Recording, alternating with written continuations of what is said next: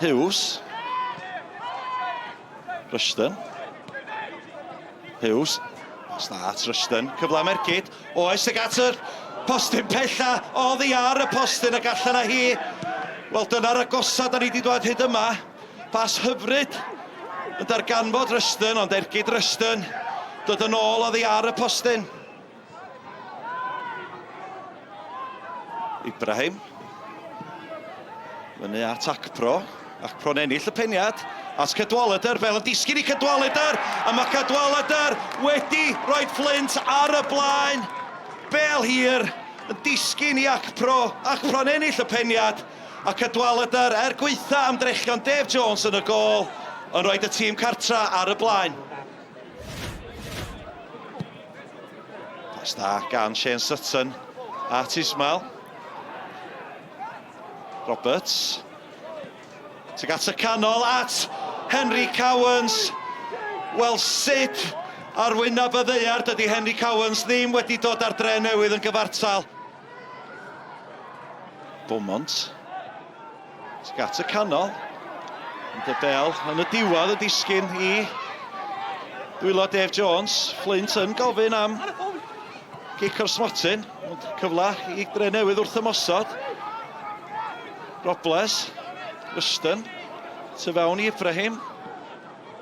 Bel yn disgyn i Aaron Williams. Bel Williams ar draws.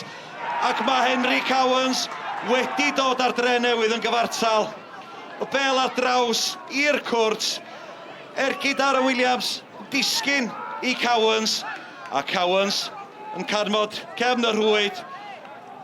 Efo'r ail gyfle. Flint 1, Drenewydd 1. Ismail, sefyll dros y Gecrydd. Ac dyna chi, Gecrydd gan Zeli Ismail. I gornel ucha'r rhwyd. A mae Drenewydd wedi mynd ar y blaen yn fan Cai Castell. Cyfle i Anthony Stevens chwipio hon i mewn. Tuag at y canol mae'n mynd. Drenewydd yn clirio tuag at James Owen. Stevens. At Cole. Ond unwaith eto Drenewydd yn cael cyrff yn y ffordd. Cyfle i wrth ymosod efo Ismail. Jake Walker ar y postyn pella. Disgwyl amdani. A Jake Walker wedi rhoi Drenewydd 3-1 ar y blaen. O un ochr y cae i'r llall.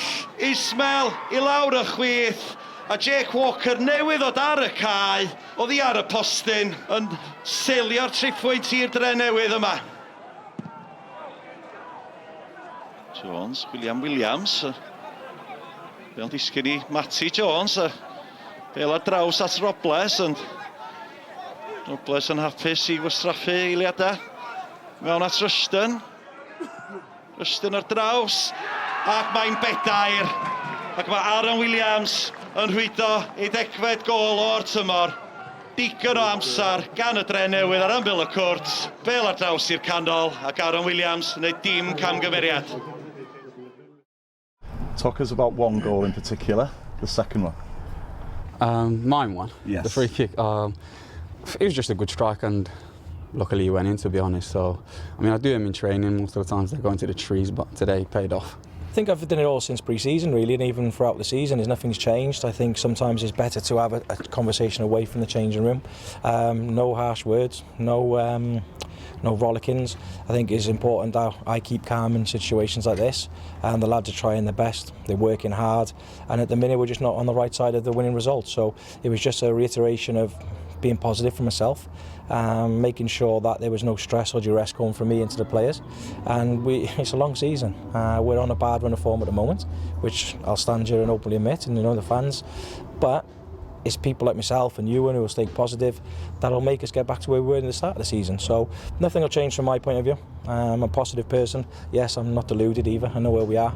We'll just keep working hard. See, the second goal is a moment of magic from Zeli. Zeli's got it in his locker. He can be as frustrating, but he can be as good as well. in the first half he was probably in his frustrating mode, but second half he was excellent, and he's got great quality, and we hope that he's settled with us now, and he's getting a run of games, and hopefully he can only get better. But certainly when he's on his game like he was today, there's not many better in the league, and he caused him a real problem, as did Nick Rushton as well. On turnovers and counter attacks, they're so clever. The final pass, the final bit of detail, they get that right, and we managed to take the game away from him really in the second half.